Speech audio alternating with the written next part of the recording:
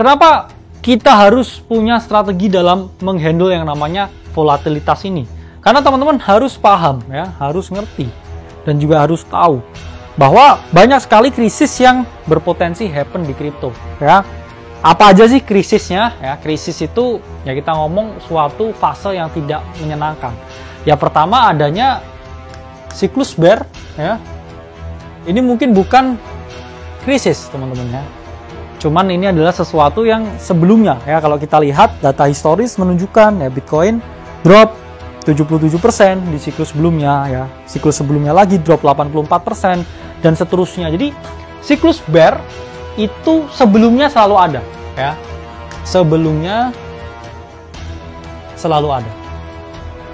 Apakah akan ada lagi? Ya, jawabannya saya nggak tahu, tapi sebelumnya selalu ada ya. Jadi kita prepare for this kind of scenario. Oke?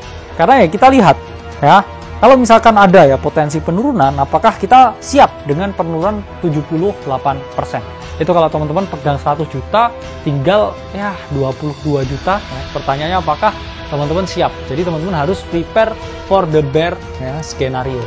Nah, selanjutnya ada yang namanya potensi black swan.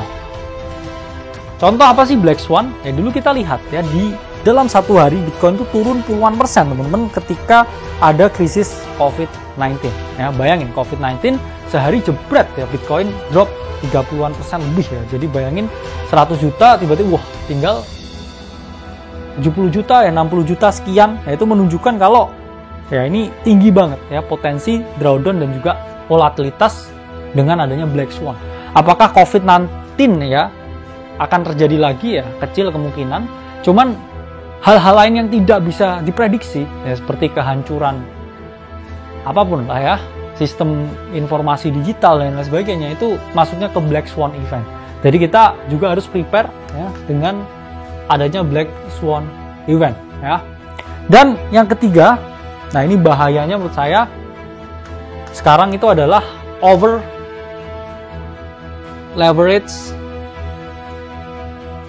BTC holding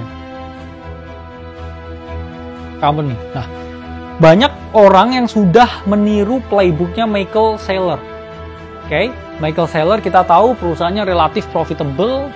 Dia ambil profitnya buat beliin Bitcoin, terus dia repoin sahamnya buat beli Bitcoin, dia issuing bonds lagi ya dijamin Bitcoinnya. Jadi dia financial engineering. Ya, apakah itu sepenuhnya buruk? Ya relatif. Ya, cuman balik lagi, caranya Saylor yaitu ditiru banyak sekali perusahaan. Yang mana sayangnya mereka ini mungkin nggak se-capable MicroStrategy. Ya, jadi saya kasih tahu, banyak sekali perusahaan yang udah mau bangkrut, nggak ada cash, oke, sahamnya turun terus tiba-tiba dia issuing utang. Ya, mereka berutang, mereka beli Bitcoin, terus habis itu di overspekulasi orang-orang Wall Street, harga sahamnya seminggu naik ratusan persen, terus foundernya di dalam buru-buru exit. Ya, itu adalah risiko juga ya yang saya lihat, karena ini Bitcoin Treasury Strategy ya, ini meningkat terus teman-teman dari waktu ke waktu ya. Sekarang udah sampai 134 perusahaan. Ya, bayangkan kalau ya 134 itu nggak sebagus MicroStrategy, ya niru-niru strateginya MicroStrategy, yaitu menurut saya ya bukan sesuatu yang sustain, dan saya melihat itu sebagai suatu risiko yang harus kita perhatikan dan juga kita pertimbangkan.